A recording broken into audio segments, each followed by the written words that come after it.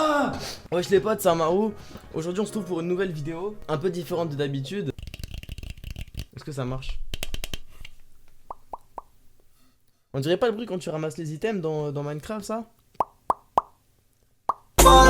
Bref, on est là pour parler d'un sujet qui me tient à cœur, donc ce sera pas une vidéo comme d'habitude, parce que d'habitude, voilà, j'aime bien troll, avoir des petits concepts et tout, mais là c'est pas le sujet. On est là pour parler de quelque chose de beaucoup plus sérieux, qui est la discrimination raciale que j'ai pu subir, que vous avez pu subir, que vous allez peut-être subir, dont vous n'êtes pas concerné, mais je pense que c'est important d'en parler. C'est important d'en parler parce que je pense avoir des informations et avoir vécu des choses que les gens n'ont pas vécues, tout simplement parce que j'ai la double nationalité, je suis français-arabe, enfin italo-arabe-français.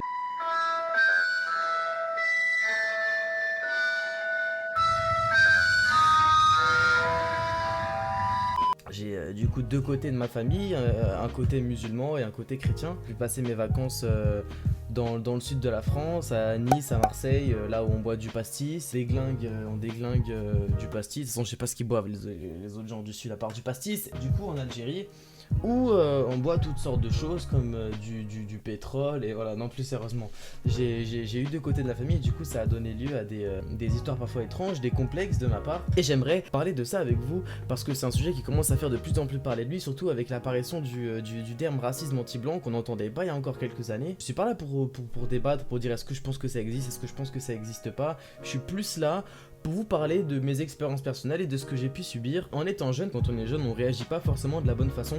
Donc tout a commencé.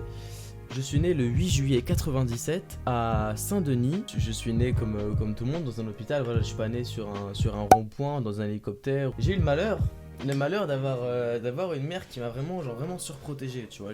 Enfin, c'est pas vraiment un problème, ça a ses défauts comme ses qualités. J'ai eu une maman qui était très maman poule et du coup j'ai été très touché par toutes les micro-agressions que j'ai pu subir dans ma vie quand j'étais jeune, notamment les agressions raciales, parce qu'en fait j'ai grandi dans une école primaire où il y avait énormément d'enfants blancs, donc français, chrétiens, voilà, des Thomas, des Juliette. Je suis pas en train de genrer les enfants par rapport à leur prénom, mais vous savez très bien ce que ça veut dire. Quand un enfant s'appelle Mamadou ou Abdelkader, bah forcément le soir il mange pas du boudin noir, quoi, t'as compris. J'ai pas compris. Et moi je complexais par rapport à mes cheveux et mon prénom, parce que dans un premier temps c'était le prénom. Elias, ça faisait très arabe. Et moi je voulais un prénom comme tout le monde, je voulais m'appeler Thomas, tu vois. La vie de ma mère, les gars, je voulais m'appeler Thomas et je me rappelle d'une histoire. Je vous jure que tout ce que je vais dire dans cette vidéo est totalement vrai.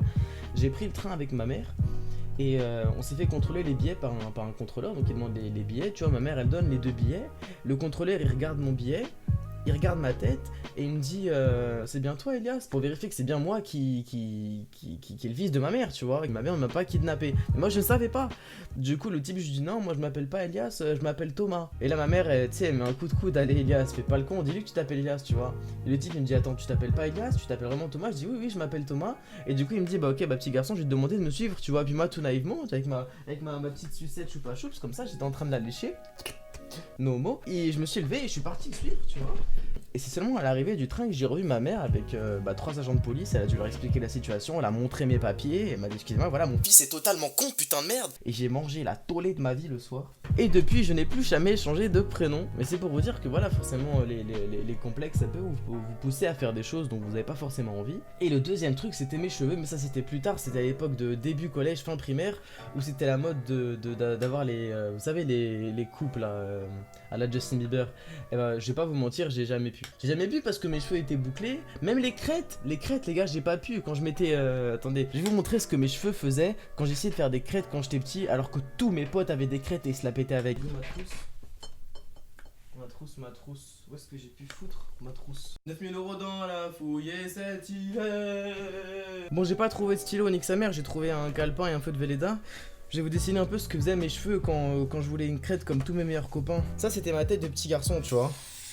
Moi ce que je voulais c'était une crête, donc vous connaissez les crêtes en gros, la coupe de cheveux c'est ça, tu vois. Avec la tête, les deux yeux et voilà, tes cheveux ils font ça, t'as tes oreilles et tu souris, tu vois, parce que tu te la pètes et les filles elles veulent te touche zazette dans les toilettes. Sauf que moi pas de touche zazette parce que Elias pas de crête. Pourquoi? Parce qu'Elias avait les cheveux bouclés et quand tu fais une crête avec des cheveux bouclés, qu'est-ce que ça fait? Début de crête a priori est plutôt pas mal, tu te dis ouais mais ça c'est une crête Elias. Sauf que non parce que tes cheveux ils font ça. J'avais une queue de baleine sur la tête et je me baladais comme ça à l'école et j'étais content parce que c'était une presque crête. Et malheureusement avec ça j'ai jamais pu dire de fille. Et je vais être franc avec vous, quand j'étais petit, comme mes parents étaient assez aisés, tu vois, enfin on n'est pas là pour se mentir, tu vois, mes parents étaient assez aisés, j'ai pas grandi dans des banlieues, j'ai grandi dans des endroits assez chics, tu vois, il y avait beaucoup de familles favorisées, donc majoritairement blanches, et j'ai beaucoup complexé par rapport à mon prénom, mes attitudes, mon alimentation, mes cheveux, étaient mon prénom, enfin tout, tu vois. Là est arrivée une autre période de ma vie où j'ai commencé à fréquenter l'autre partie de ma famille, donc la partie algérienne de ma famille. En les fréquentant, en fait, je suis parti plusieurs fois en Algérie et je me suis rendu compte qu'en fait, j'étais considéré comme un arabe, mais qu'en France, et quand je suis parti en Algérie, on m'appelait le blanc, tu vois. On me surnommait l'immigré, mais prononcé un peu à l'algérienne, tu vois. On m'appelait Migri. Moi, je me baladais du coup dans le quartier en Algérie, et dès que quelqu'un passait et me reconnaissait, ça criait Migri, Migri. Et quand j'allais acheter des trucs, le prix était doublé, forcément les trucs, voilà, je mangeais des remarques, ouais, mais toi, en France, t'as pas connu ça, oh Inès, quand tu pars en France, est-ce que tu peux ramener ça, etc.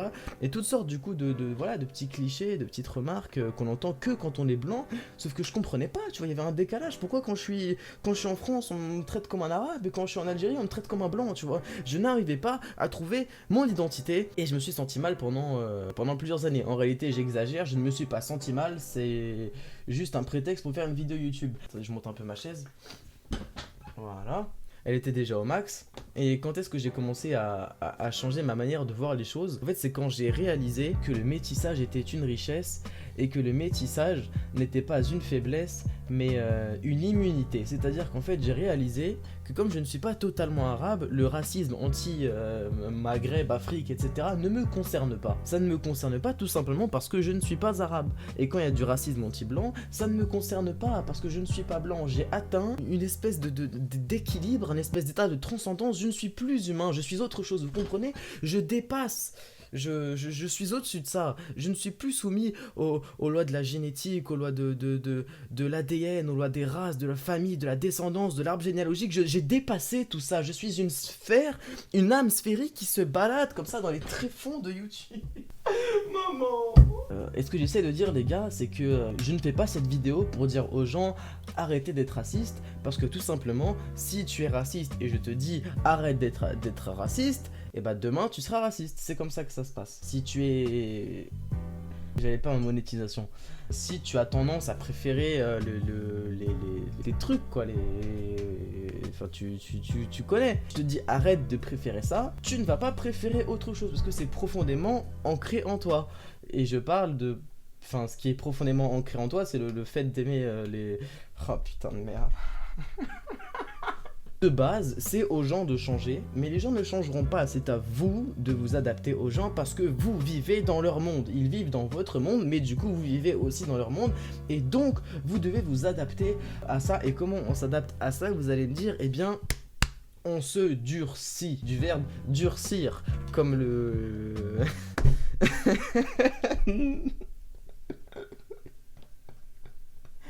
Est-ce que c'est bien ancré en vous le fait qu'il faut se durcir ou pas? Je le jure, encore un jeu de mots mal placé, j'arrête cette vidéo, j'arrête. Vous devez vous endurcir et c'est pas forcément facile, parce que si c'était facile tout le monde le ferait, mais ça se passe dans la tête, c'est un travail de persuasion.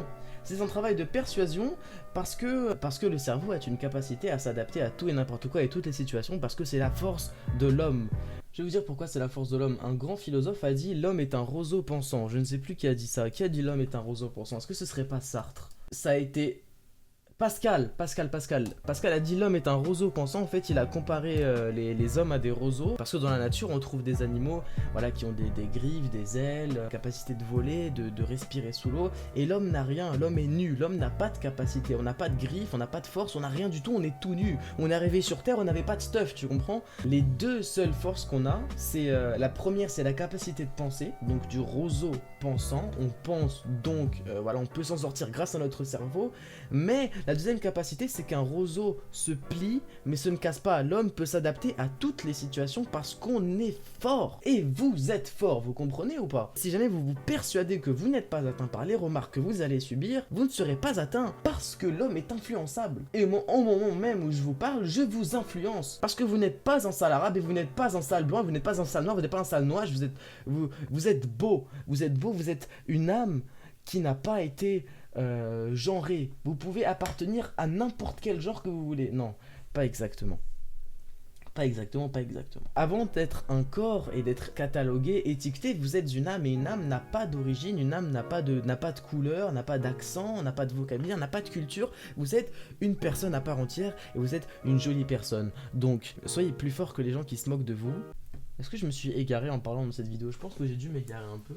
En attendant, merci les potes, enfin pour ceux qui sont arrivés jusque là, et c'est plutôt gentil. Je savais pas que des gens pouvaient m'écouter parler pendant plusieurs minutes sans jamais se lasser de moi, c'est quand même incroyable parce que même ma mère s'est lassée de moi. Elle m'a abandonné sur une aire d'autoroute en me laissant un paquet de Pringles aux oignons pour que même si je fasse du stop, personne ne s'arrête pour me prendre tellement je pue de la gueule. Mais écoutez, je vais être 100% être honnête avec vous.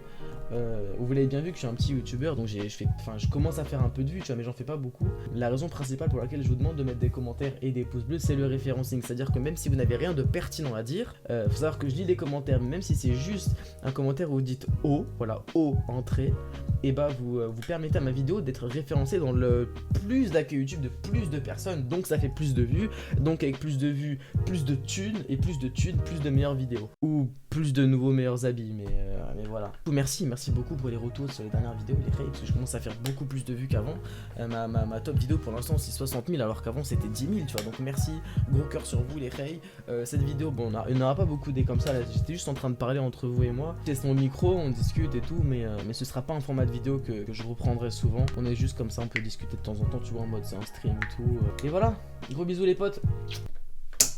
Oh merde, ma cam. Oh putain, attends. Oh merde.